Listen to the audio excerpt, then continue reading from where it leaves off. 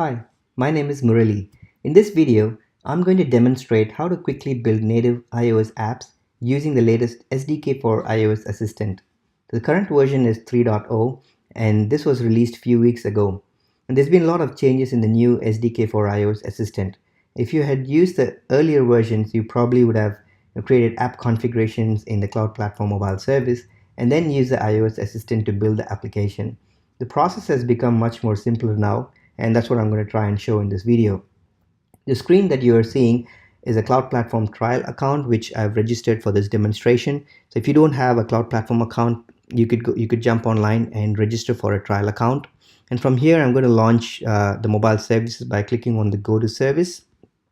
And in the Cloud Platform mobile service, one of the prerequisites that you need to do before going and building an app is to get your destinations configured. So I'm going to go into my destinations menu, and I've already created a couple of destinations. The one that I'm going to use today is an ES5 destination.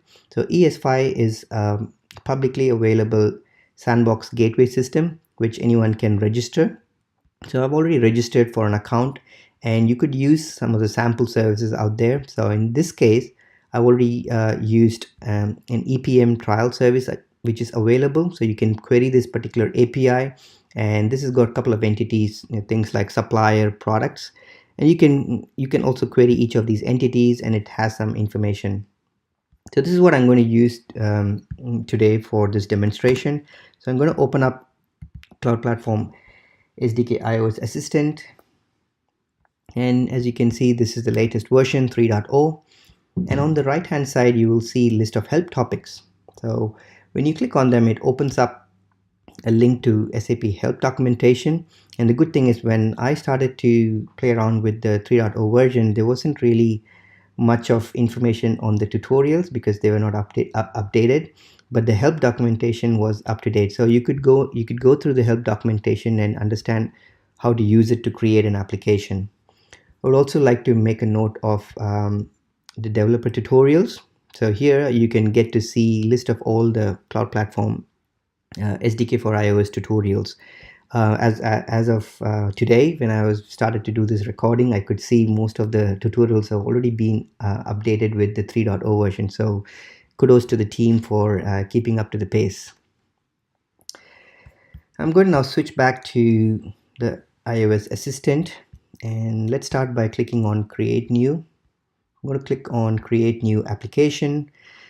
On the left hand side, you will see a list of all the steps. So there are 7 steps that the wizard allows you to go through.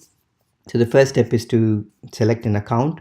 I'm going to select my trial account, and the second one is provide the name of an application. So I'm going to give the sample EPM application.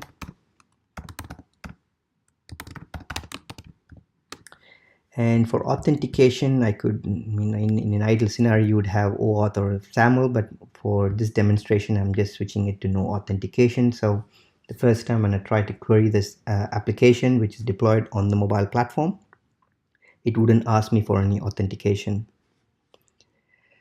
Move on to destinations. I'm going to select ES5. And in features, I'm just going to turn off things which I don't need. I don't need a discovery service. I'm going to just build an online OData service. And for Xcode project, I'm just going to give the same name for my product name. And in the proxy classes, I'm just going to accept the defaults, but if you want to change your service class name or your prefixes, you could change them here, but I'll accept the defaults. And in the UI configurations, I'm just accepting the default, which is the master detail screen. And when I click on finish, this is going to generate the project and open it up in Xcode. This is where, again, all the where the developers would just go in and start configuring this application. So you need to know Swift in order to go and make changes out here, but I just wanted to show you what is being generated. So you can see it generates a model, and then for each entity it creates all the view controllers out here. Now in order to test this, I could click on a simulator and build this particular application. So I'm going to click on the build icon here, which should now start building this particular application. And this will very soon open up a simulator and show this particular application. Once the application is loaded, you can follow the prompts here. So click on start and allow for data privacy.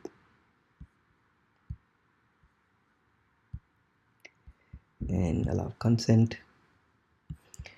Need to provide a passcode, an 8-digit passcode.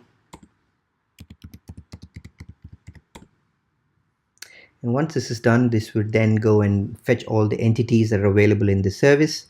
And as you can see, you can now click on suppliers, and this will then bring a list of all the suppliers. And I can click on each of these suppliers to get their information. I could also do the same with products. This would go and fetch the list of all products that are available in the sample service. And I could go into the details of each of the products.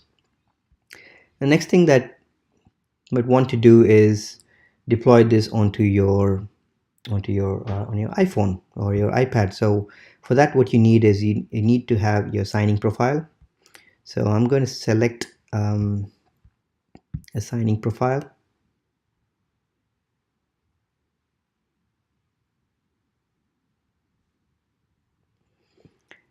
And I've connected my phone to my MacBook. And what I'm going to do now is search for my device. And I'm going to now build it.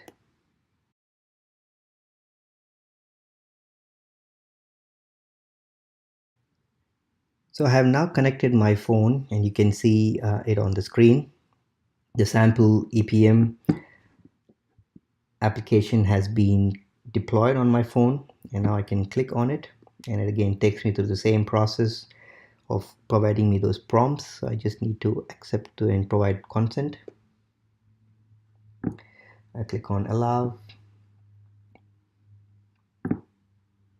and provide the passcode.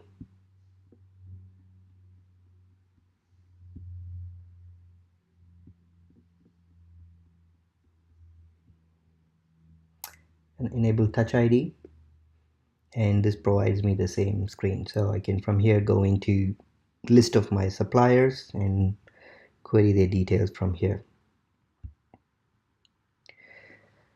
What I would like to also show you is the Cloud Platform Mobile Service account. So when I go back to Cloud Platform Mobile Service under applications, you should now be able to see the sample application out here. So it would have a list of assigned features. So if I go into security, the authentication should be set to none, because that's what I provided when I was configuring it from the iOS assistant. And in the connectivity, you would see that it's connected to ES5 system. So I hope this information was helpful. Thanks for watching.